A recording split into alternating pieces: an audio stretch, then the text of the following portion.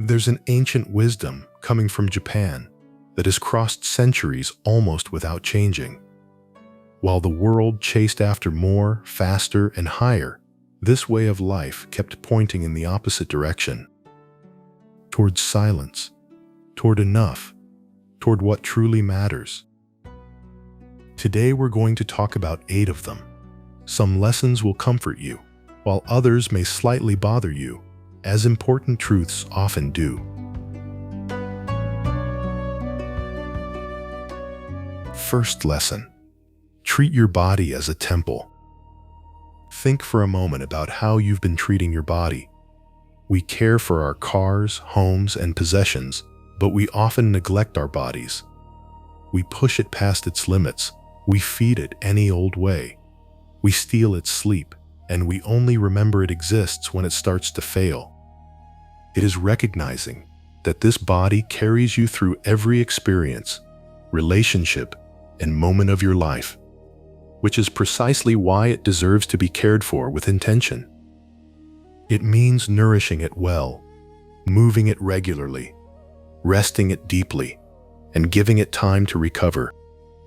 It also means being mindful of what you allow into your mind, because health is shaped not only by what you eat and do, but also by what you repeatedly think, consume, and carry with you each day.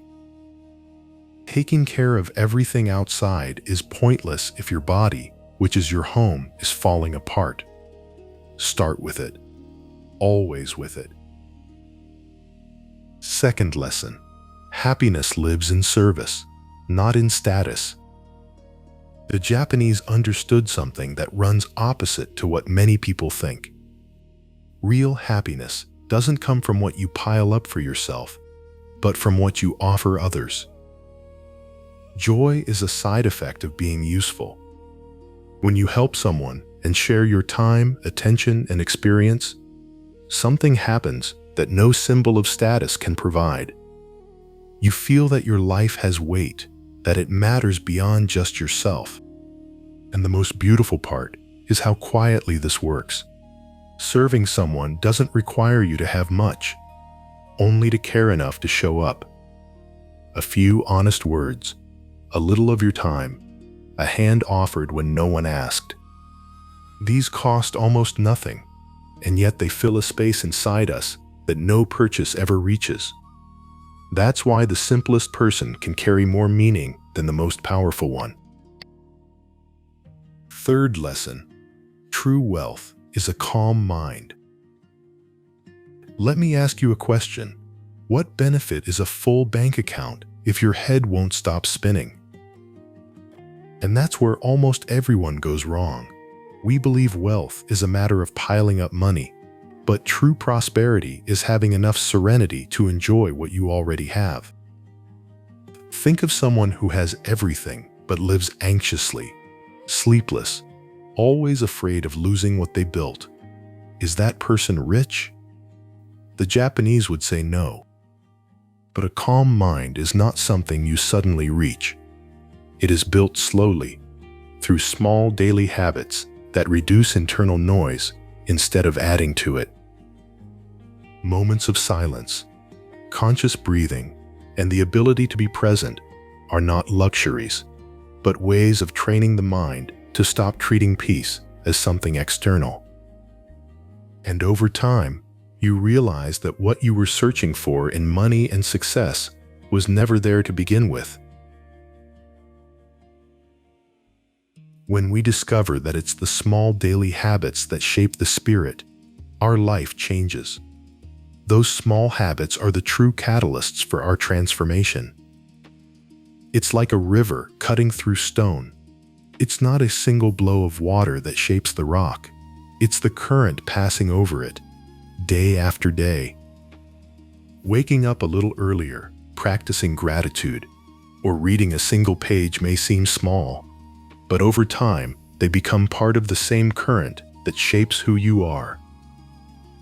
Tiny things that, added up over time, build discipline, resilience, and lasting peace. Each small action works like a vote for the kind of person you want to become. quietly realigning the worth you give yourself. So don't wait for the grand gesture. It probably won't come, and when it does, it rarely lasts.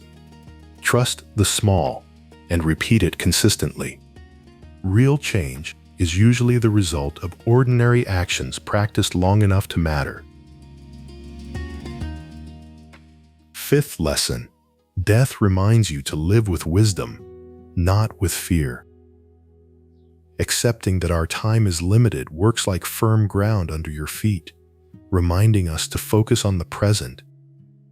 The ancients had a name for this, memento mori, which means, in direct translation, remember that you will die. And it's not meant to scare us. It's meant to truly recognize that time is finite. And from there, two changes tend to happen inside us. The first is a sense of urgency. You pursue your dreams, your passions, and those important conversations instead of postponing them indefinitely. The second is the fading of small fears, worrying about what other people think, trying to impress them, or shaping your life around their expectations starts to lose its hold. When you realize your time is limited, many of those concerns simply stop feeling worth the energy. Thinking about death in this way gives life a different kind of value. When you remember that your time is limited, ordinary days stop feeling so ordinary. Sixth lesson: a hurried life is a wasted life. This lesson is short, direct, and obvious. A life lived in a rush is, in fact, a useless life, because speed creates only the illusion of progress. You can spend an entire day busy, and by the end of it, realize you weren't truly present in a single moment. Hurry takes you everywhere without letting you arrive anywhere. Slowing down is what gives things back their depth. When you anchor yourself in the present, the mind stops anticipating the next chore and finally registers what's happening right now. That's where clarity is born, because a hurried head can't think properly. It only reacts. That is where gratitude emerges, as you begin to recognize what has always been present but previously overlooked. And that's where the everyday journey itself, which seemed like just a string of obligations, starts to feel more alive.